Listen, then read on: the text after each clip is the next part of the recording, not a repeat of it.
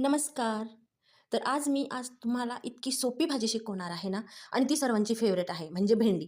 भेंडी ही आत्ताच्या सर्व मुला-मुलींनाच काय तर आपल्याला सुद्धा खूप आवडते आणि आपले मुलं-मुली बाहेर शिकायला आहेत किंवा जॉबला आहेत, तर ते दमून येतात किंवा पोळी तर मिळून जाते, पण भाजीची चिंता असते आणि त्यांना झटपट भूक लागलेली असते बाहेरून आल्यानंतर. तर मग अशी कोणती रेसिपी की ती पटकन बनेल? तर भेंडीची भाजी ही 5 ते 10 मिनिटात बनते. त्याच्यामुळे आज मी तुम्हाला ही रेसिपी सांगणार आहे. तर बघा मुलांनो, मुलगा असो की मुलगी असो, प्रत्येकाला स्वयंपाक आलाच पाहिजे आणि स्वयंपाक हा एकदम सोपा आहे. मी त्याची पद्धत तुम्हाला एकदम सोपी सांगणार आहे आणि फक्त 2 ते 3 वस्तूंमध्ये तुम्हाला एकदम छान भेंडीची भाजी मी आज तुम्हाला सांगणार आहे. तर चला मग. त्यासाठी आपल्याला एकदम थोडं तेल टाकून घ्यायचं आहे कढईमध्ये.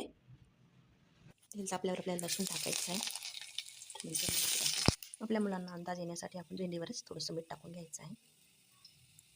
नंतर कलसलेल्या मिरचीमध्ये ती भेंडी टाकून घ्यायची. अशा पद्धतीने काढून घ्यायची आणि एक वाफ काढून घ्यायची. आपल्याला गॅस आपल्याला कमी करून द्यायचा आहे आणि 5 मिनिटासाठी एक वाफ भरायची आहे. भाजी शिजली की नाही हे कसं कळायला पाहिजे आपल्याला? तर ही भेंडी आहे ना, अशी प्रेस करायची. तिचे जर सहज 2 तुकडे झाले तर आपली भाजी शिजली.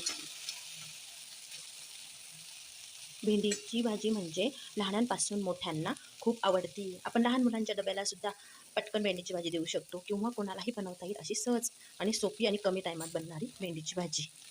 तिच्या बियांपासून ज्यांना बीपीचे त्रास असतील ना, त्यांनी आठवड्यातनं 2 ते 3 वेळा भेंडीची भाजी खायला पाहिजे. कारण की भेंडीच्या बींमध्ये अशी औषधं आहेत की ते बीपीचा त्रास कमी करायला मदत होते. बघा, तुम्हाला मी माझ्या प्रत्येक रेसिपीमध्ये एक अशी गोष्ट सांगितली आहे की ती तुम्हाला उपयोगात पडणार आहे. तर झाली आपली भेंडीची भाजी तयार.